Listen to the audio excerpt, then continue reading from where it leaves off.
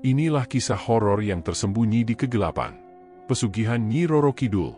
Tarmin, nelayan miskin yang mendapatkan kekayaan dengan cara gelap, harus menghadapi kutukan setelah bayi-bayi desa meninggal secara misterius. Akankah ia menebus kesalahannya? Dengarkan bisikan kisah horor ini selengkapnya. Tarmin adalah seorang nelayan yang tinggal di sebuah desa kecil di pinggir pantai di Jawa Tengah. Setiap pagi, ia bangun sebelum fajar menyingsing, melaksanakan sholat subuh, dan kemudian bersiap-siap untuk melaut. Hari-harinya sangat sederhana. Ia tinggal bersama kedua orang tuanya yang sudah menua, dan meskipun hidup mereka serba kekurangan, mereka selalu saling mendukung satu sama lain. Tarmin tinggal di sebuah rumah kecil yang sudah terlihat tua. Dinding rumahnya terbuat dari bambu, dan atapnya yang terbuat dari daun rumbia sering bocor ketika hujan datang. Meski begitu, ia tidak pernah merasa malu dengan kehidupannya yang sederhana. Tarmin menganggap bahwa kebahagiaan tidak selalu diukur dari harta benda. Namun, tidak semua orang di desa melihatnya dengan cara yang sama. Setiap kali bertemu dengan tetangganya, Tarmin selalu mendapatkan hinaan dan sindiran tentang kemiskinannya. Nelayan miskin itu pasti gak akan pernah maju, kata tetangga yang sering melintas di depan rumahnya. Paling juga mati kelaparan, gak punya masa depan, ucap tetangga lainnya yang sering melewati jalan dekat pantai. Namun, Tarmin tidak pernah membalas hinaan-hinaan itu. Ia hanya diam, terkadang tersenyum pahit, dan melanjutkan aktivitasnya. Ia tahu bahwa hidupnya berbeda, namun ia percaya bahwa segala sesuatu akan berubah jika ia terus berusaha dan tidak menyerah. Pagi itu, seperti biasa, setelah sholat subuh, Tarmin keluar dari rumah dan berjalan menuju pantai. Udara pagi masih segar, dan suara ombak yang menyapu pasir menjadi teman setianya saat beraktivitas. Meskipun tubuhnya lelah setelah seharian bekerja di laut sebelumnya, ia tidak pernah mengeluh. Menjadi nelayan sudah menjadi takdirnya, dan ia menerima pekerjaan itu dengan hati yang lapang.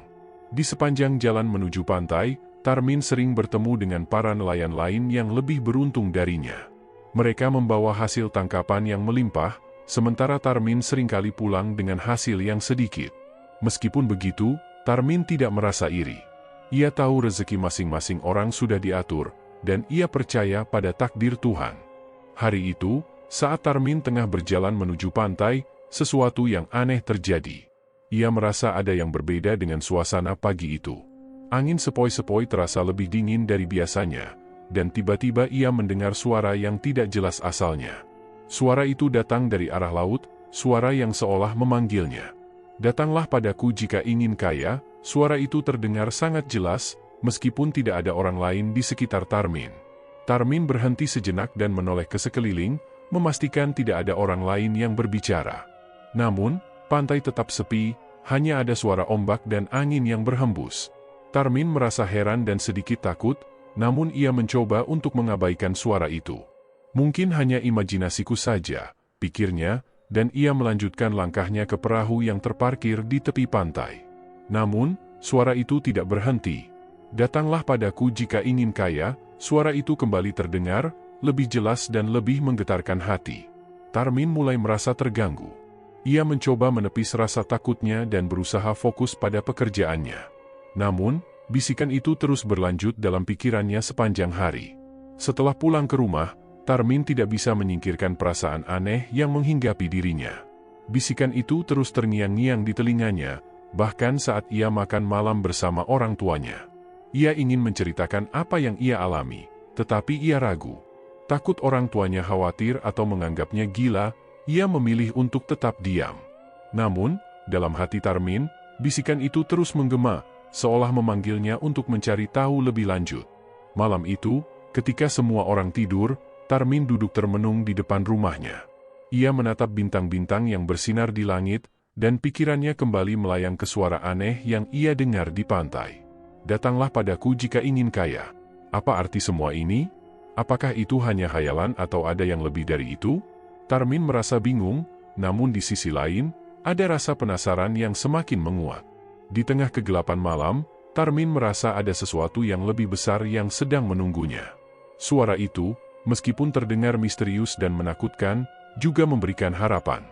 Dalam hidupnya yang penuh dengan tantangan dan kesulitan, mungkin inilah kesempatan yang ia tunggu-tunggu. Namun, apakah ia siap untuk menghadapi apa yang akan datang? Hanya waktu yang akan memberi jawabannya. Dengan perasaan yang penuh tanya, Tarmin memutuskan untuk tidur. Namun, bisikan itu tetap terngiang dalam pikirannya. Ia tahu, hidupnya mungkin akan berubah dalam waktu dekat. Apakah itu akan menjadi perubahan yang baik atau buruk? Ia tidak tahu, tapi satu hal yang pasti, ini adalah awal dari sebuah perjalanan yang akan mengubah hidupnya selamanya. Hari demi hari, bisikan yang didengar Tarmin semakin mengganggu pikirannya. Suara itu terus terngiang-ngiang dalam benaknya, "Datanglah padaku jika ingin kaya." Meskipun ia berusaha untuk melupakan, perasaan ragu dan penasaran terus mengganggunya. Bahkan saat ia melaut, suara itu tetap terngiang di telinganya. Tarmin merasa ada yang aneh dengan dirinya. Ia tahu, seharusnya ia tidak boleh terpengaruh oleh hal-hal seperti itu. Namun, semakin hari, ia semakin merasa terjebak antara ingin tahu dan rasa takut yang menghinggapinya. Kehidupan Tarmin semakin sulit. Orang tuanya yang sudah menua mulai jatuh sakit. Ibunya, yang dulu tampak sehat dan kuat, kini tak bisa lagi membantu pekerjaan rumah. Ayahnya, yang juga sudah tua, sering merasa lemah dan tidak mampu lagi bekerja keras seperti sebelumnya. Keadaan ini membuat Tarmin semakin merasa tertekan. Semua beban hidup terasa semakin berat, dan ia merasa tidak sanggup lagi menghadapinya sendirian. Di desa, banyak orang yang mulai berbicara tentang kesulitan hidup Tarmin. Bahkan ada beberapa orang yang mulai merendahkan keluarganya dengan lebih terbuka. Nelayan miskin itu, paling juga gak akan bisa ngasih makan orang tuanya, kata seorang tetangga yang kerap melihat Tarmin berusaha keras mengurus orang tuanya yang sakit. Gak punya uang, gak bisa beli obat, sindirnya dengan suara yang lantang. Kata-kata itu terdengar jelas di telinga Tarmin, seolah menambah beban yang sudah berat. Hari demi hari, hinaan dan sindiran itu semakin menggerogoti semangatnya. Tarmin merasa semakin terpojok. Dalam hati, ia mulai bertanya-tanya, apakah ia akan terus hidup dalam kemiskinan seperti ini selamanya? Hinaan dari orang-orang di sekitarnya, ditambah dengan kondisi orang tuanya yang semakin menurun, membuat Tarmin merasa sangat putus asa. Ia merasa tidak ada jalan keluar dari semua masalah yang dihadapinya. Malam itu, ketika Tarmin duduk di teras rumah, menatap ke langit yang penuh bintang, bisikan itu kembali hadir dalam pikirannya. "Datanglah padaku jika ingin kaya." Suara itu terdengar begitu jelas dan mengganggu, seperti suara yang mengarahkannya untuk melakukan sesuatu. Tarmin menundukkan kepala, matanya tertuju pada tanah, namun pikirannya tetap terbang melayang. Ia merasa bingung. Tidak ada yang bisa dia lakukan untuk mengubah keadaan, kecuali terus berjuang dan berharap. Namun, semakin lama, ia mulai merasa bahwa perjuangannya sudah tidak lagi cukup. Hatinya terasa kosong, seolah tidak ada harapan lagi. Bisikan itu seakan-akan mengisyaratkan sesuatu yang lebih besar dari sekadar usaha keras. Sesuatu yang lebih cepat, lebih instan, yang dapat mengubah hidupnya dalam waktu singkat. Pagi harinya, setelah sholat subuh, Tarmin melanjutkan rutinitasnya seperti biasa, namun hati dan pikirannya terasa jauh dari damai. Ia merasa seolah sedang dipaksa untuk memilih antara dua jalan yang saling bertentangan. Jalan yang satu adalah terus berusaha dengan cara yang biasa, meskipun hasilnya tidak menjanjikan, dan jalan yang lain adalah mengikuti suara misterius itu, yang bisa memberikan apa yang diinginkan dalam waktu singkat. Tarmin merasa terjebak. Sementara itu, keadaan orang tuanya semakin memburuk. Ibunya yang dulu aktif bekerja di rumah, kini tak bisa bangun dari tempat tidur. Ayahnya yang sudah lemah juga tidak lagi bisa mencari nafkah. Tarmin menjadi sangat khawatir. Obat-obatan yang diperlukan untuk menyembuhkan orang tuanya semakin sulit didapatkan, dan biaya pengobatan yang terus meningkat membuatnya merasa semakin putus asa. Suatu malam, setelah Tarmin pulang melaut dan melihat kondisi orang tuanya yang semakin parah, ia merasa benar-benar terdesak. Bisikan itu kembali datang, kali ini lebih keras dan lebih menggetarkan. "Datanglah padaku jika ingin kaya." Suara itu terdengar begitu nyata, seolah datang dari dalam dirinya sendiri. Perasaan takut dan ragu semakin menguasai dirinya. Namun, ia juga merasa bahwa inilah saatnya. Ini mungkin kesempatan yang selama ini ia tunggu-tunggu. Tarmin mulai berpikir keras. Ia tahu bahwa ini bukanlah pilihan yang mudah, dan ia merasa takut dengan konsekuensi yang mungkin muncul jika ia mengikuti suara itu. Namun, hatinya juga dipenuhi dengan rasa frustrasi yang mendalam. Bagaimana mungkin ia bisa melihat orang tuanya terus menderita tanpa bisa berbuat apa-apa? Bagaimana mungkin ia terus hidup dalam kemiskinan, dihina dan direndahkan, sementara di luar sana banyak orang yang hidup dengan mudah? Tarmin merasa dirinya sudah tidak punya pilihan lagi. Ketika malam tiba, Tarmin memutuskan untuk pergi ke gunung yang tidak jauh dari desa, tempat yang sering disebut-sebut orang sebagai tempat yang penuh dengan aura misterius. Di sana, katanya, banyak orang yang datang untuk meminta sesuatu kepada makhluk gaib. Beberapa orang bahkan bercerita bahwa mereka mendapat kekayaan setelah melakukan perjanjian dengan kekuatan yang ada di gunung tersebut. Dengan hati yang berat dan penuh pertanyaan, Tarmin berjalan menuju gunung itu, berbekal niat untuk mencari jawaban atas semua yang selama ini menghantuinya. Ia merasa bahwa di sanalah dia bisa menemukan apa yang selama ini ia cari, sebuah solusi cepat untuk semua masalah yang dihadapinya. Dalam perjalanannya, Tarmin merasa cemas. Setiap langkah yang ia ambil terasa semakin berat, dan pikirannya dipenuhi dengan keraguan. Apakah yang ia lakukan ini benar? Apakah jalan ini akan membawanya pada kebahagiaan, atau justru membuat semuanya semakin buruk? Namun, bisikan itu terus menggema dalam pikirannya, semakin kuat, semakin mendesak. Sesampainya di kaki gunung, Tarmin berhenti sejenak. Udara malam terasa dingin, dan langit penuh dengan bintang yang bersinar terang. Ia memandang ke atas, merasakan ketakutan yang menyelimutinya. Namun, ia tahu bahwa ini adalah pilihan yang harus diambilnya. Ia harus melangkah, harus mencari jawaban. Dengan hati yang penuh kebingungan, Tarmin melanjutkan perjalanannya ke dalam hutan, menuju tempat yang menurut cerita orang-orang adalah tempat bertemunya mereka yang ingin memperoleh kekayaan dengan cara yang tak biasa. Dalam keheningan malam, Tarmin merasa seperti sedang berada di persimpangan jalan yang tak bisa ia balikan. Pilihan yang ia buat malam itu akan menentukan jalan hidupnya selanjutnya. Namun, perasaan cemas yang ada di dalam hatinya tidak bisa dipungkiri. Ia tahu, apapun yang terjadi, hidupnya tidak akan pernah sama setelah ini. Tarmin berjalan pelan menuju puncak gunung, langkahnya penuh keraguan. Malam itu, udara terasa semakin dingin, dan semilir angin yang menyapu wajahnya memberikan sensasi yang asing. Setiap langkah yang diambilnya terasa semakin berat, seolah gunung itu menantangnya untuk terus maju atau mundur. Namun, bisikan yang terus terngiang dalam benaknya, "Datanglah padaku jika ingin kaya," mendorongnya untuk melangkah lebih jauh. Perjalanan menuju tempat yang dicari terasa panjang dan melelahkan. Hutan yang lebat menambah ketegangan di hati Tarmin. Suara dedaunan yang berdesir, gemerisik binatang malam yang berjalan di bawahnya, semua itu semakin membuatnya merasa terperangkap dalam kesunyian yang mengancam. Meski begitu, Tarmin terus melangkah. Ia sudah sampai sejauh ini, dan ia tidak akan mundur hanya karena rasa takut. Setelah beberapa waktu, Tarmin tiba di sebuah tempat yang tampak berbeda dari tempat lain yang pernah ia lewati. Sebuah batu besar yang terletak di tengah-tengah hutan, di bawah sebuah pohon besar, menjadi tempat perhentiannya. Di sekitar batu tersebut, terdapat semacam lingkaran rumput yang lebih hijau dari biasanya, menandakan bahwa tempat itu memiliki kekuatan tersendiri. Tarmin berhenti dan menatap sekelilingnya dengan cemas. Ia merasa seolah berada di tempat yang sakral, tempat yang tidak bisa dimasuki sembarang orang. Disinilah Tarmin merasa bahwa perjalanannya menuju kekayaan akan dimulai. Dengan suara hati yang berdebar, ia menyadari bahwa ia sedang berdiri di hadapan sesuatu yang lebih besar dari dirinya sendiri. Namun, saat itulah suara itu kembali muncul, lebih jelas daripada sebelumnya. "Tarmin, kau datang akhirnya." Tarmin terkejut, dan tubuhnya langsung kaku mendengar suara itu. Itu bukan suara manusia biasa, melainkan suara yang terdengar seperti bisikan angin, namun dengan kekuatan yang mendalam, menyusup ke dalam hatinya. Dalam kegelapan malam, muncul sosok yang tak terlihat dengan jelas, hanya bayangannya yang tampak samar. Tarmin menatap dengan penuh rasa takut, namun di dalam hatinya juga ada rasa ingin tahu yang besar.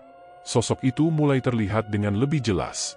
Dengan rambut panjang yang terurai, pakaian berwarna hijau kebiruan yang tampak mengalir seperti air laut, dan mata yang tajam menatap Tarmin.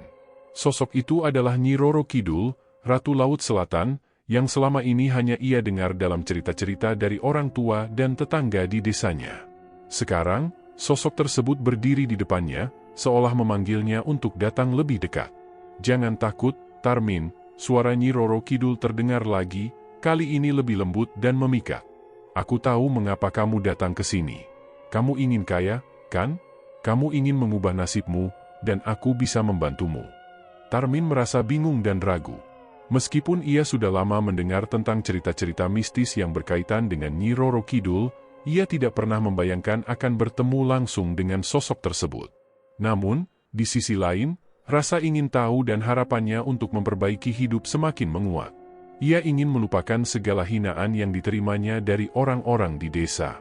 Ia ingin memberikan kehidupan yang lebih baik untuk orang tuanya yang sakit. Jika kamu ingin kekayaan yang cepat, aku bisa memberikannya, lanjut Nyi Roro Kidul dengan suara yang mengalun lembut. Namun, ada harga yang harus dibayar. Setiap kekayaan membutuhkan tumbal, dan untukmu, aku meminta tumbal yang sangat berharga. Tarmin terdiam, matanya menatap Nyi Roro Kidul dengan penuh ketakutan dan kekhawatiran. Tumbal, tanyanya pelan, mencoba mengerti apa yang dimaksud. Nyi Roro Kidul tersenyum. Ya, tumbal. Kamu harus memberikan sesuatu yang sangat berharga untuk mendapatkan apa yang kamu inginkan. Tumbal itu adalah harga untuk memperoleh kekayaan dan kemakmuran. Tarmin merasa hatinya semakin berat. Ia berpikir sejenak, mengingat kondisi orang tuanya yang semakin parah, dan betapa kerasnya hidupnya. Baginya, kekayaan mungkin satu-satunya cara untuk mengubah semuanya. Namun, tumbal, apa yang harus dia berikan? Apakah ada yang lebih berharga dari orang tuanya?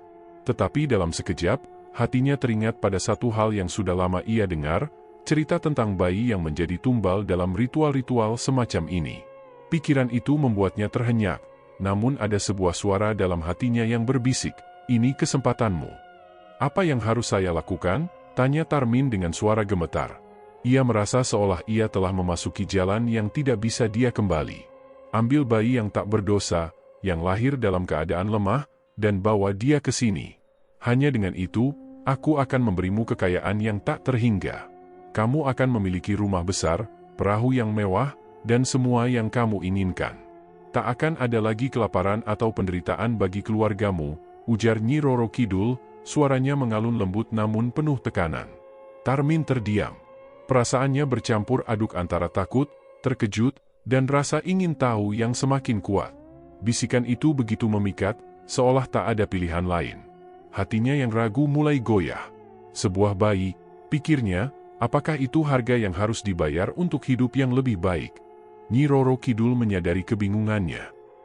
"Ingatlah, Tarmin, hidup ini penuh dengan pilihan. Namun, jika kamu ingin mengubah takdirmu, ada harga yang harus dibayar. Semua yang kamu inginkan bisa menjadi milikmu. Pilihlah." Tarmin menatap Nyi Roro Kidul, dan dalam keheningan malam itu, hatinya akhirnya dipenuhi oleh tekad yang keras. Ia sudah terlalu lama hidup dalam penderitaan, dihina, dan ditertawakan. Ia merasa, inilah jalan yang harus dia ambil, meskipun itu sangat sulit. Dengan langkah yang mantap, Tarmin mengangguk. "Aku akan melakukannya." Nyi Roro Kidul tersenyum lebar, dan dalam sekejap, sosoknya menghilang di tengah kabut malam. Tarmin berdiri di sana, bingung, namun dalam hatinya ada perasaan lega. Kekayaan yang selama ini ia impikan akhirnya akan terwujud. Namun, di balik perasaan itu, ada sebuah beban yang akan terus menghantuinya, harga yang harus dibayar. Dengan langkah yang berat, Tarmin kembali turun dari gunung, pikirannya dipenuhi dengan keputusan yang baru saja ia buat. Ia tahu, hidupnya tidak akan pernah sama lagi setelah malam ini. Hari-hari setelah pertemuan dengan Nyi Roro Kidul terasa berbeda bagi Tarmin. Meskipun hatinya masih dipenuhi keraguan, kenyataan bahwa ia telah membuat sebuah perjanjian dengan kekuatan gaib itu perlahan mulai menghantuinya. Namun, perasaan cemas dan takut yang dulu begitu menyelimuti dirinya kini mulai tergantikan oleh sesuatu yang lebih menggebu, harapan. Harapan bahwa akhirnya ia akan mampu mengubah takdir hidupnya, mengakhiri penderitaan, dan memberikan kehidupan yang lebih baik untuk orang tuanya yang sakit. Di desa, kehidupan Tarmin yang dulu penuh dengan kemiskinan mulai berubah drastis. Dalam waktu yang sangat singkat, ia mendapatkan perahu besar yang baru, lebih besar dari yang pernah ia impikan. Perahu itu terbuat dari kayu berkualitas tinggi dan dilengkapi dengan perlengkapan memancing yang lengkap. Tidak hanya itu, ia juga membeli beberapa tanah yang subur di sekitar desanya. Rumahnya pun direnovasi menjadi lebih besar dan lebih kokoh, jauh lebih baik dari rumah yang dulu, yang hanya sekadar rumah panggung sederhana. Namun, meskipun kekayaan mulai mengalir deras, ada yang tak bisa ia lupakan. Sesuatu yang terus mengganggu pikirannya adalah perjanjian dengan Nyi Roro Kidul. Ia harus menepati janji yang telah dibuat, menyerahkan tumbal bayi. Pikiran itu terus membayanginya setiap malam, membuat tidurnya tak tenang.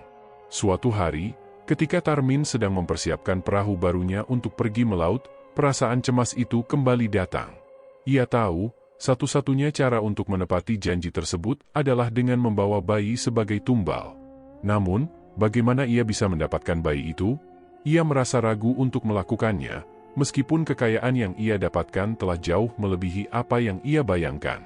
Pada suatu malam yang gelap, saat Tarmin sedang duduk termenung di depan rumah barunya, ia mendengar suara tangisan bayi dari rumah tetangga. Suara itu cukup keras, seperti ada bayi yang sedang terisak-isak. Ia berdiri dan mendekat, berharap bisa mengalihkan perhatiannya, tapi suara tangisan itu semakin mendalam, seolah-olah memanggil dirinya. Setelah memastikan tidak ada orang yang melihat, Tarmin pergi mendekati rumah tetangga yang baru saja melahirkan. Di dalam rumah, tampak seorang ibu yang baru melahirkan, sedang berbaring lemah di tempat tidurnya.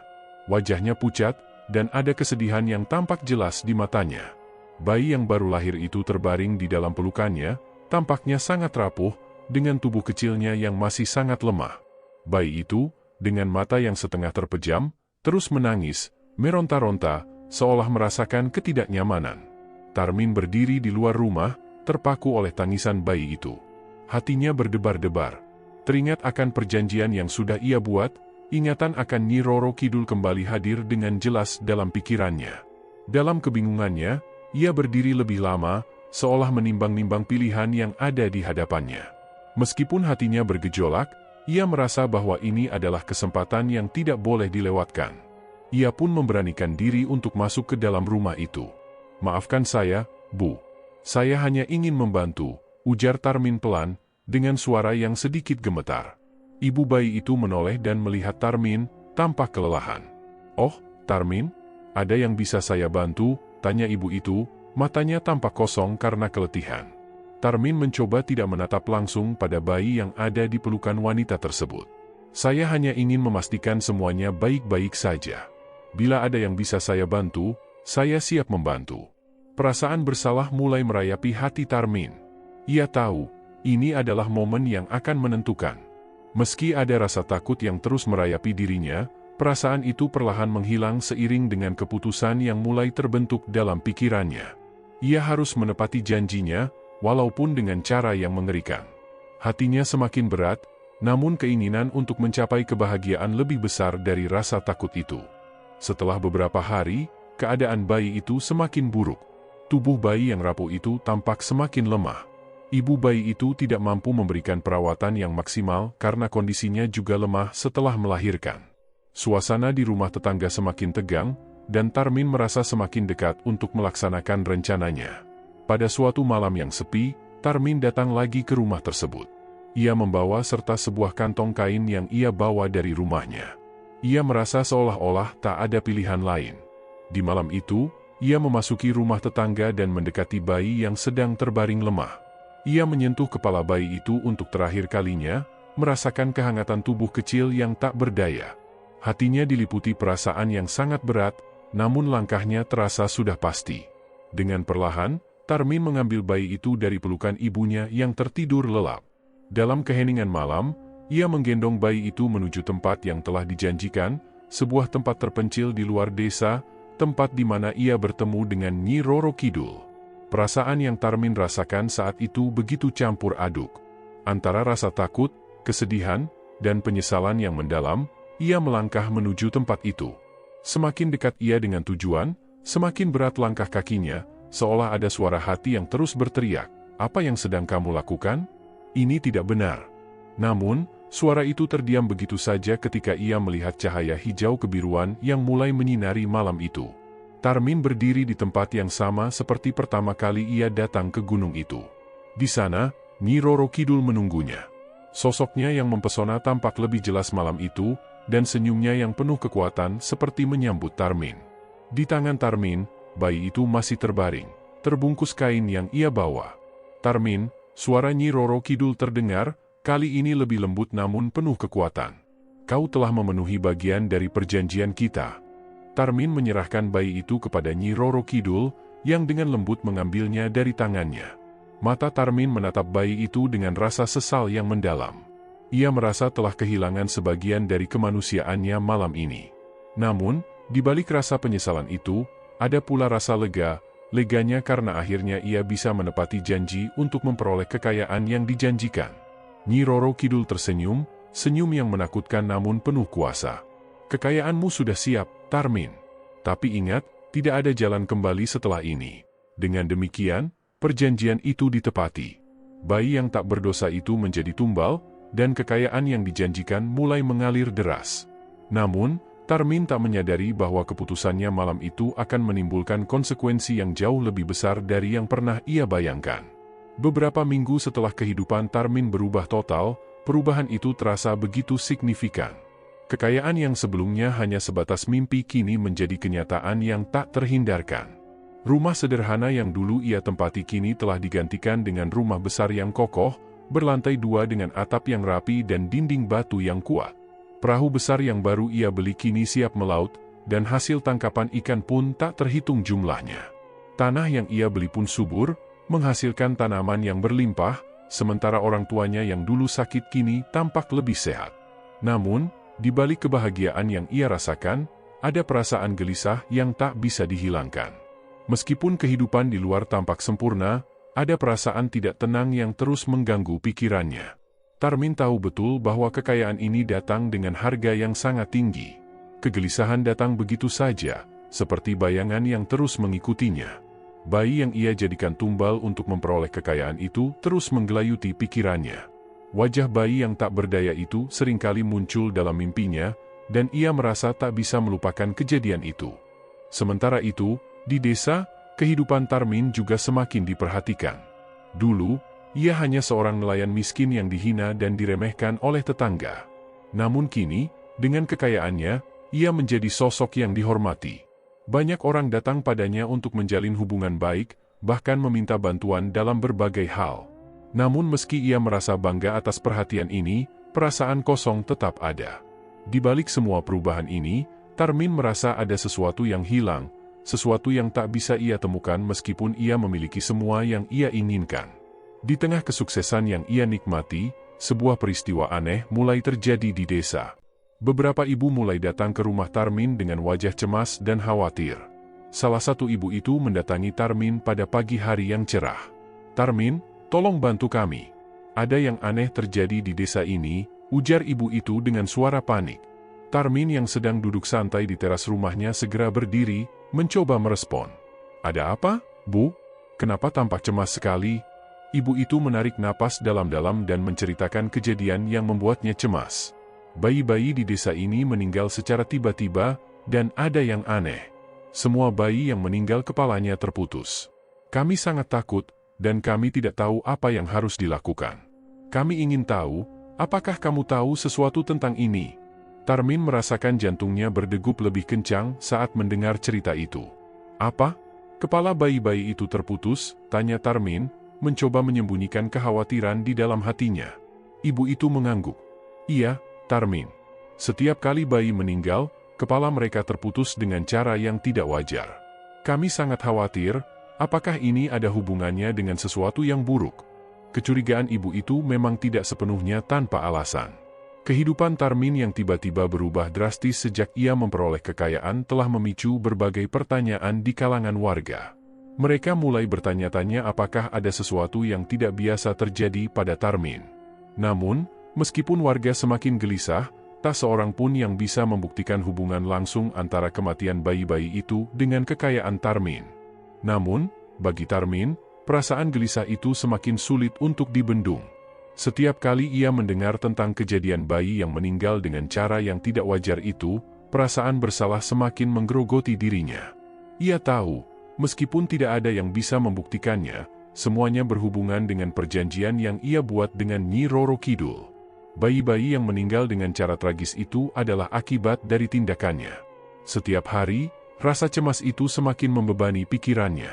Beberapa hari setelah kejadian pertama, Laporan kematian bayi dengan kepala terputus semakin banyak. Kejadian-kejadian serupa mulai muncul dengan semakin sering, dan keanehan ini mulai menjadi pembicaraan hangat di kalangan warga. Banyak yang mulai mencurigai bahwa ada kekuatan jahat yang menguasai desa mereka, meskipun tak seorang pun bisa menyelidiki lebih jauh. Warga desa pun mulai berbisik, mencurigai ada sesuatu yang salah dengan kehidupan Tarmin. Kekayaannya yang datang begitu cepat membuat mereka berpikir bahwa ada campur tangan kekuatan gaib di balik semua itu. Desas-desus ini semakin berkembang, dan meskipun tak ada bukti yang bisa mereka temukan, kecurigaan mereka terhadap Tarmin semakin besar. Suatu malam yang tenang, ketika Tarmin sedang duduk sendiri di rumah, ia mendengar ketukan keras di pintunya. Ia membuka pintu dan menemukan seorang pria, seorang tetangga yang tampak sangat panik. "Tarmin, kamu harus datang ke desa, ada kejadian yang lebih buruk lagi," ujar pria itu dengan suara tergesa-gesa. Tanpa berpikir panjang, Tarmin mengikuti pria itu menuju rumah yang ramai oleh warga.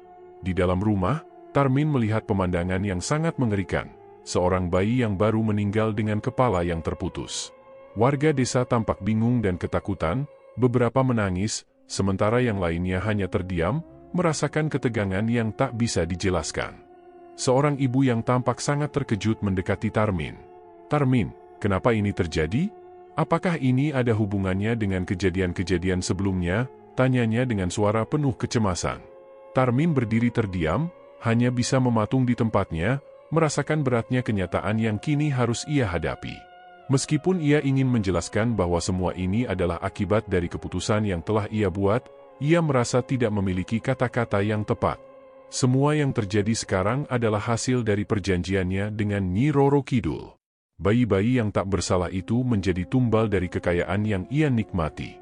Saat melihat wajah ibu bayi yang menangis, perasaan penyesalan dan kesedihan semakin menguasai dirinya. Tarmin tahu bahwa apa yang telah ia lakukan tak bisa dibenarkan, dan meskipun ia mencoba menutupi rasa bersalahnya, kenyataan itu tetap ada. Warga semakin mencurigainya, dan setiap hari semakin banyak yang mulai merasa ada yang tidak beres dengan perubahan hidupnya yang begitu drastis.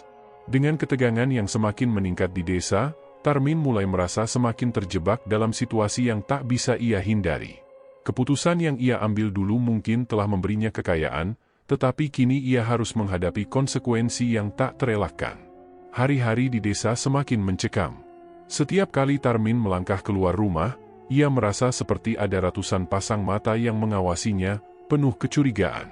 Beberapa orang di desa sudah mulai berbicara terang-terangan bahwa mereka curiga ada sesuatu yang tidak beres dengan cara Tarmin memperoleh kekayaan.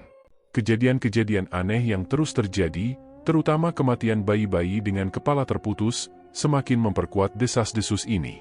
Meski tak ada yang pernah mengungkapkan secara langsung, banyak yang mulai mengaitkan kejadian itu dengan peristiwa yang terjadi di hidup Tarmin. Di satu sisi, Tarmin merasa tertekan, namun di sisi lain, ia juga merasa semakin sulit untuk mengakui kebenaran. Kekayaan yang ia raih dengan cara yang tidak benar kini seperti penjara yang mengikatnya. Dalam hati, Tarmin terus bergumul dengan perasaan bersalah, tetapi ia merasa terlalu takut untuk menghadapi kenyataan. Penyesalan itu ada, namun dia sudah terjebak begitu dalam dengan hidup barunya. Pada suatu sore, ketika Tarmin sedang berjalan menuju ladang yang baru saja ia beli untuk menanam sayuran, seorang wanita bernama Fatimah, yang dikenal sebagai seorang ustazah, guru agama, di desa, menghampirinya. Fatimah adalah sosok yang tegas dan memiliki pengaruh besar di kalangan warga. Ia datang dengan wajah serius, tapi tidak ada rasa marah di sana, hanya ada rasa prihatin yang dalam. "Tarmin, kita perlu bicara," ujar Fatimah dengan suara lembut, namun penuh penekanan. Tarmin menatapnya ragu, sedikit terkejut karena ia tidak tahu apa yang akan dibicarakan wanita itu. "Ada apa, Bu Fatimah?" tanyanya, mencoba menyembunyikan kegelisahannya. Fatimah menarik napas dalam-dalam, kemudian memulai pembicaraan dengan hati-hati. "Tarmin, aku tahu kehidupanmu telah berubah banyak dalam beberapa waktu terakhir. Aku juga mendengar tentang kematian bayi-bayi di desa ini, yang kepalanya terputus dengan cara yang aneh. Aku datang bukan untuk menuduh, tetapi untuk memberitahu bahwa kami semua sudah mulai menyadari apa yang sedang terjadi. Ada sesuatu yang harus kamu pertanggungjawabkan." Kata-kata itu membuat Tarmin merasa seperti dunia runtuh. Dia tahu betul apa yang Fatimah maksud, meski tak langsung diungkapkan. Semua yang terjadi, kematian bayi-bayi, desas-desus yang berkembang, sudah mulai sampai pada titik ini. Warga desa mulai curiga dan mencari tahu tentang dirinya. Meskipun Fatimah tidak menyebutkan apa yang ia duga, Tarmin bisa merasakan bahwa wanita itu sudah tahu. "Apa yang harus saya lakukan, Bu?" tanya Tarmin, suaranya bergetar, meskipun ia berusaha untuk tetap tenang. Ia tahu ini adalah titik balik dalam hidupnya. Jika ia tidak mengambil langkah yang tepat sekarang, semua akan hancur. Fatimah menatapnya dengan penuh rasa prihatin. "Tarmin, aku tahu bahwa kamu bukan orang jahat. Namun, apa yang telah kamu lakukan, apa yang telah kamu pilih, membawa dampak yang sangat besar, bukan hanya untukmu, tetapi juga untuk seluruh desa ini. Kehidupanmu yang sekarang penuh dengan kekayaan itu datang dengan harga yang sangat tinggi. Dan harga itu adalah jiwa-jiwa yang tak bersalah. Apa yang terjadi pada bayi-bayi itu adalah akibat dari perjanjian yang kamu buat dengan kekuatan jahat. Kamu harus berhenti, dan kamu harus bertobat." Tarmin menundukkan kepalanya, merasakan beban yang berat menindih dirinya. Perasaan bersalah semakin menyesakkan dadanya. Ia tahu Fatimah benar. Setiap langkahnya sejak perjanjian itu hanya membawa kehancuran. Meskipun dia ingin memperbaiki semuanya, ia merasa terlalu takut untuk menghadapi konsekuensinya. Tak hanya itu, dia tahu bahwa kekuatan besar yang telah ia ajak bekerja sama, Nyi Roro Kidul, bukanlah sesuatu yang mudah ditanggalkan. "Bu Fatimah, bagaimana caranya?" tanya Tarmin dengan suara yang hampir tak terdengar. "Saya sudah terlalu dalam terjerat dengan apa yang sudah saya lakukan. Saya takut jika saya tidak melanjutkan perjanjian itu, akan ada sesuatu yang lebih buruk yang terjadi." Fatimah menatapnya dengan lembut, namun tatapannya sangat penuh makna. "Tidak ada yang lebih buruk daripada terus hidup dalam kesalahan. Kekuatan yang kamu buat perjanjian dengan itu memang besar, tapi yang lebih besar adalah kekuatan penyesalan dan pertobatan.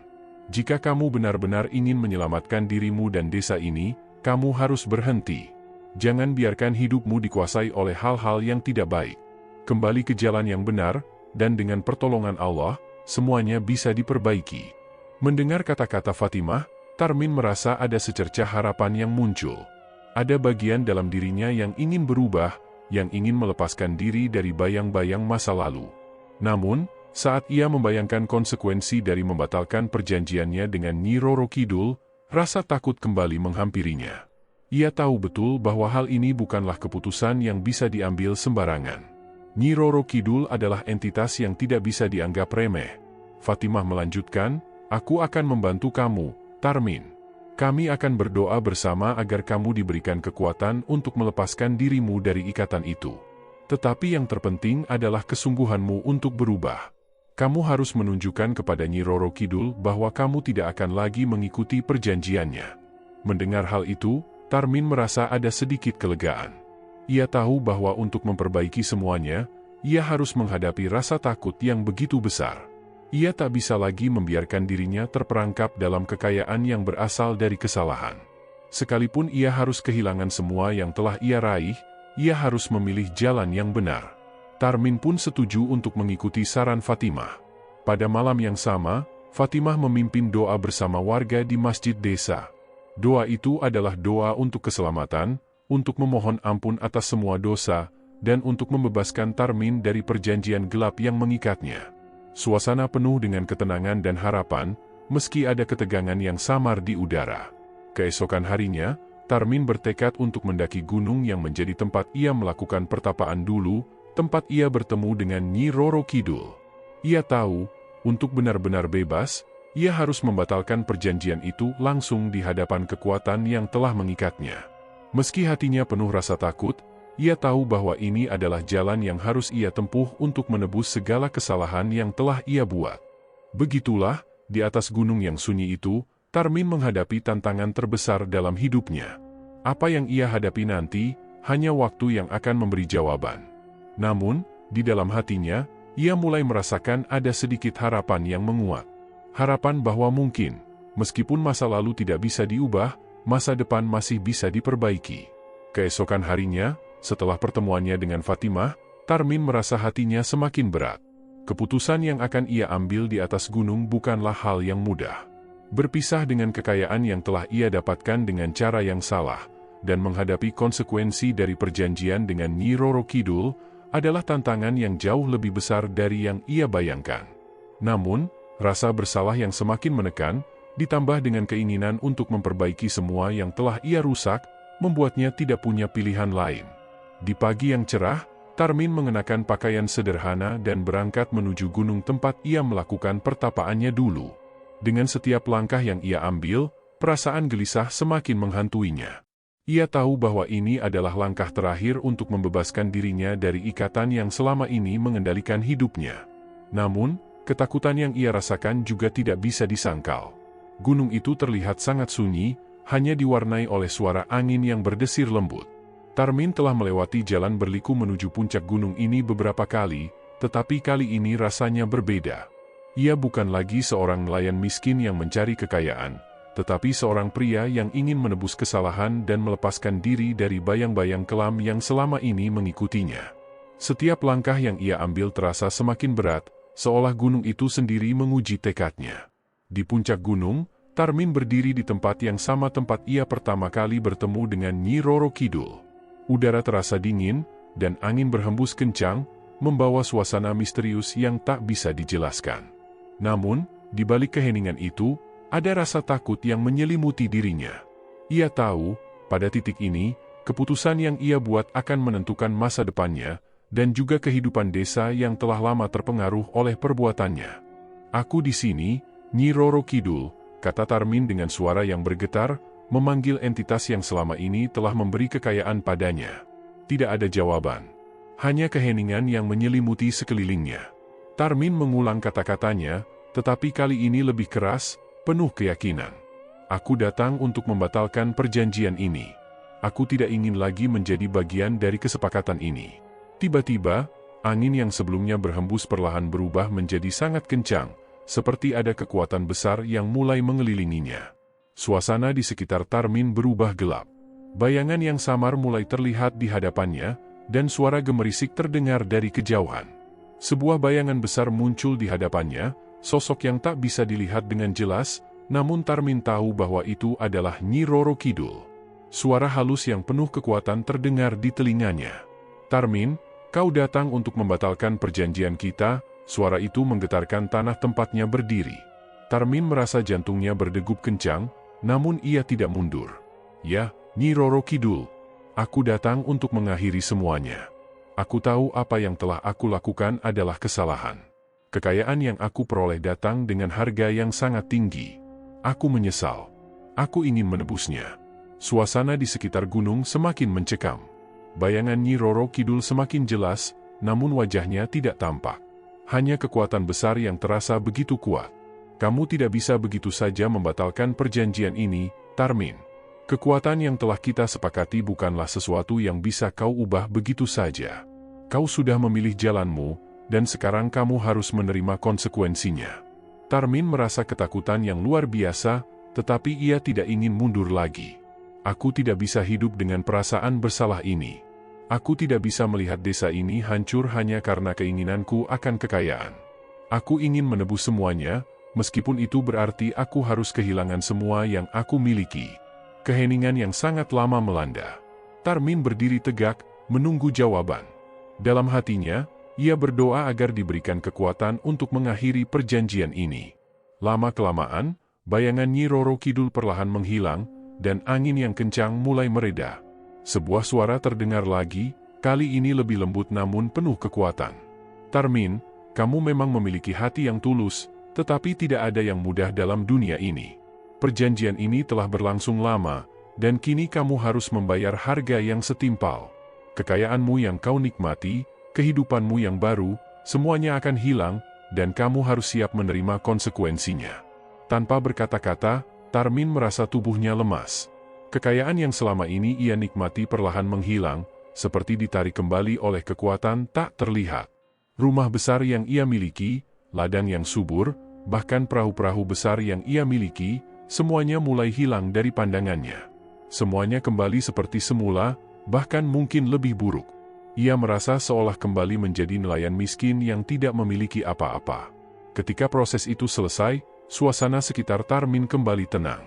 Tak ada lagi bayangan atau suara yang menakutkan. Ia merasa kosong dan hampa, tetapi ada kedamaian yang datang dalam hatinya. Meskipun ia kehilangan semua yang telah ia peroleh, ia merasa beban yang menggerogoti dirinya mulai menghilang. Ia merasa bebas dari kekuatan yang selama ini mengikatnya. Namun, kebebasan itu datang dengan harga. Ketika Tarmin kembali ke desa, ia tahu bahwa ia tidak akan pernah bisa mengembalikan waktu atau memperbaiki semua yang telah terjadi. Warga desa telah mengetahui semua yang terjadi, dan meskipun mereka tidak mengutuknya, mereka tidak bisa melupakan apa yang telah terjadi. Fatimah, yang sejak awal mendukungnya, berdiri di depan rumahnya dengan ekspresi yang penuh pengertian. "Tarmin, kamu telah melakukan hal yang benar. Kamu telah berani untuk menghadapi kesalahanmu dan memilih untuk menebusnya. Meskipun dunia tidak bisa mengembalikan apa yang telah hilang, kamu telah menunjukkan bahwa ada jalan menuju pertobatan." Tarmin hanya bisa mengangguk pelan, merasa beban di hatinya sedikit lebih ringan. Namun, ia tahu bahwa meskipun ia telah menebus kesalahannya, ada hal-hal yang tidak bisa ia ubah. Banyak nyawa yang hilang, dan masa depannya yang dulu penuh harapan kini harus ia hadapi dengan kesederhanaan dan ketulusan. Ia berjalan dengan langkah yang lebih ringan, meskipun hatinya masih penuh penyesalan. Namun, ia tahu bahwa dalam hidup, terkadang kita harus membayar harga untuk setiap pilihan yang kita buat. Tarmin akhirnya menerima kenyataan bahwa mungkin ia tidak bisa mengubah segalanya, tetapi ia telah melakukan yang terbaik untuk memperbaiki apa yang bisa ia perbaiki. Ketika matahari terbenam di balik bukit desa, Tarmin hanya bisa menatapnya dengan penuh harapan, berharap bahwa suatu hari, mungkin, ia akan menemukan kedamaian yang sejati. Tetapi untuk sekarang, ia harus menerima kenyataan dan melanjutkan hidupnya dengan cara yang lebih baik.